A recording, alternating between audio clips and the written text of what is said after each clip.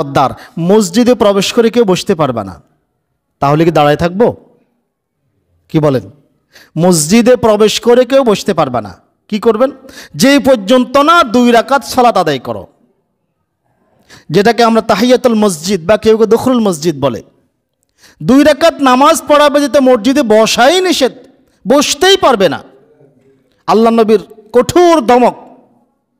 কারণ আপনি দেখবেন আমাদের দেশে হিন্দুদেরকে দেখছেন, হিন্দুরা যখন তাদের মন্দিরে প্রবেশ করে, খ্রিস্টানরা যখন তাদের গির্জায় প্রবেশ করে, বৌদ্ধরা যখন তাদের মঠে প্রবেশ করে, তারা প্রবেশ করে কিন্তু বসে যায় না, আগে তাদের ধর্মীয় কোনো না কোনো একটা রীতিনীতি আছে সেটা পালন করে। আপনারা জানেন না সেটা? হিন্দুরা প্রবেশ করে আগে ঘন্টা বাজায়, দেখছেন না আপনি? মন্দিরে প্রবেশ করে আগে কি করে? ঘন্টা বাজায় না? আপনারা এখন আমার কাছে সাধু সাজেন আর কি, পূজা আসলে তো ব্যক্তি দৌড় দেয়, আগে গিয়ে ঘন্টা বাজায়। তো আপনি যে আল্লাহর ঘরে আসলেন, কেন আসলেন সেটাকে আল্লাহকে জানাই দেন, আল্লাহ আমি আপনার সন্তুষ্টির জন্য মসজিদে এসেছি, আর 2 রাকাত সালাত আদায়ের মাধ্যমেই আল্লাহকে সেটা জানিয়ে দিতে হবে। আন আবি কাতাদা রাদিয়াল্লাহু তাআলা আনহু আন্না রাসূলুল্লাহ সাল্লাল্লাহু আলাইহি ওয়াসাল্লাম ক্বালা, আল্লাহ নবী সাল্লাল্লাহু আলাইহি ওয়াসাল্লাম বলেছেন, ইযা দাখালা আহাদাকুমুল মসজিদ, তোমাদের কেউ যখন মসজিদে প্রবেশ করবে, ফালইয়ারকা রাকাতাইনি ক্বাবলা আন ইয়াজলিসা, সেই জন্য 2 রাকাত নামাজ আদায় না করে না বসে। আগে থেকে 2 রাকাত নামাজ আদায় করতে হবে, তারপরে বসবে। সালাতের সময় ছাড়াও, এখন আমরা হয়তো বুঝতে পারি নামাজের সময় মনে হয় না। আপনি মসজিদে অন্য কোনো কাজে এসেছেন, যখনই প্রবেশ করেছেন অন্য কোনো কাজে, নামাজের সময় ছাড়াও, এটার সাথে তাহিয়াতুল মসজিদ বা দুখুলুল মসজিদের সাথে নামাজের কোনো সম্পর্ক নাই। এটার সাথে সম্পর্ক কিসের? কিসের সম্পর্ক? মসজিদে প্রবেশ করার। যখনই প্রবেশ করেন, যেই সময় প্রবেশ করেন, আপনাকে নামাজের মাধ্যমে মসজিদে প্রবেশ করতে হবে। প্রবেশ করে আপনাকে 2 রাকাত সালাত আদায় করতে হবে। আল্লাহ নবী নিষেধ করেছেন যাতে কেউ না বসে।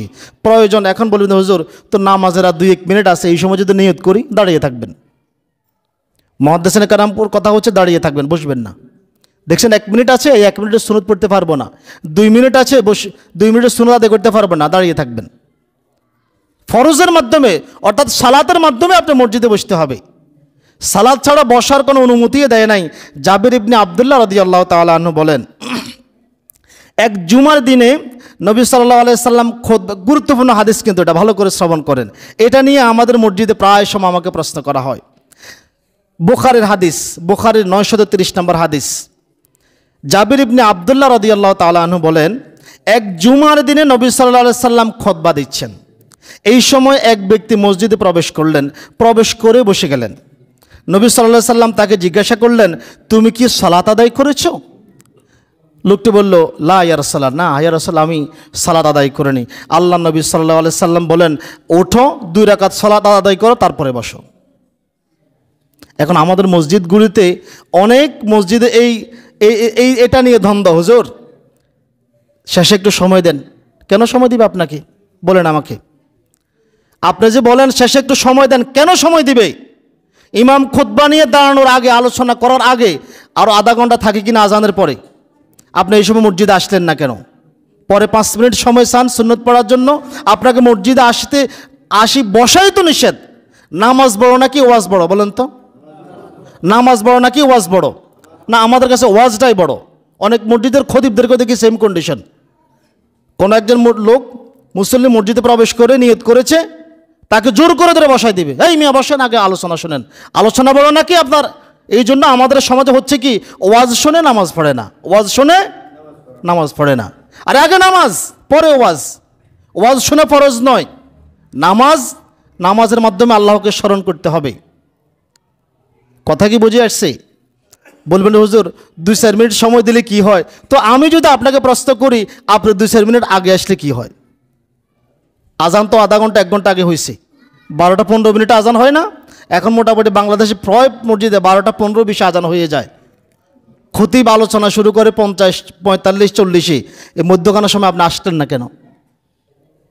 এর জবাব আল্লাহর কাছে কি দিবেন বলেন?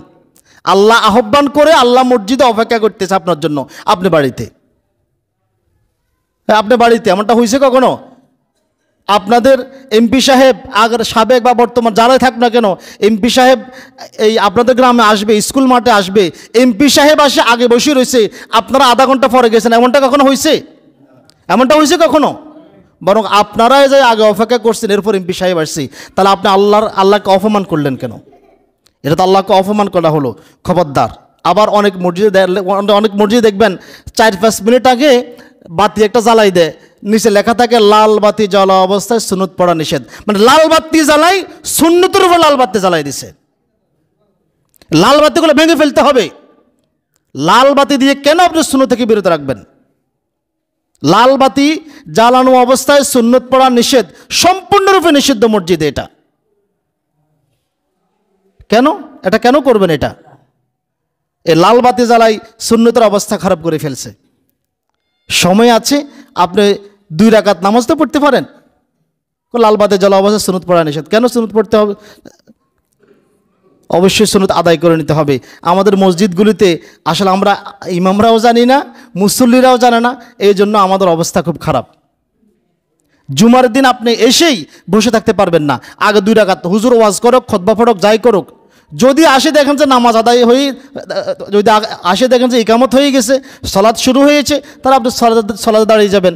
যদি সালাত শুরু না হয়, আপনি আগে 2 রাকাত সালাত আদায় করবেন, তারপরে বসবেন।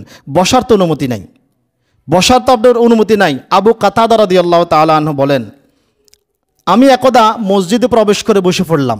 তখন নবী সাল্লাল্লাহু আলাইহি সাল্লাম সাহাবীদের মাঝে বসা ছিলেন। রাসূল সাল্লাল্লাহু আলাইহি সাল্লাম আমাকে দেখে বললেন, আবু কাতাদা, 2 রাকাত নামাজ পড়তে তোমাকে কিসে বাধা দিল? ধমক দিয়ে বলতেছে, আবু কাতাদা, 2 রাকাত নামাজ পড়ে বসতে তোমাকে কিসে বাধা দিল? তা আবু কাতাদা বলেন, ইয়া রাসূলুল্লাহ, আমি আসে দেখলাম আপনিও বসে আছেন, আপনার সাথী সঙ্গীরা সাহাবায়ে কেরামও বসে আছে, এই জন্য আমি বসে গেলাম। আল্লাহ রাসূল বললেন, না, দাঁড়াও, 2 রাকাত সালাত আদায় করো। আল্লাহ নবী অতঃপর বলেন, তোমাদের কেউ যখন মসজিদে প্রবেশ করবে, তখন যেন 2 রাকাত সালাত আদায় না করে বসে। সালাত আদায় না করা পর্যন্ত সেই বসতেই পারবে না। অতএব মসজিদের এই আদবগুলির প্রতি অবশ্যই স্মরণ রাখবেন, মসজিদের এই আদবগুলি অবশ্যই স্মরণ রাখবেন। আরও আদব আছে, ইনশাল্লাহ আমরা আগামী জুমা আলোচনা করব।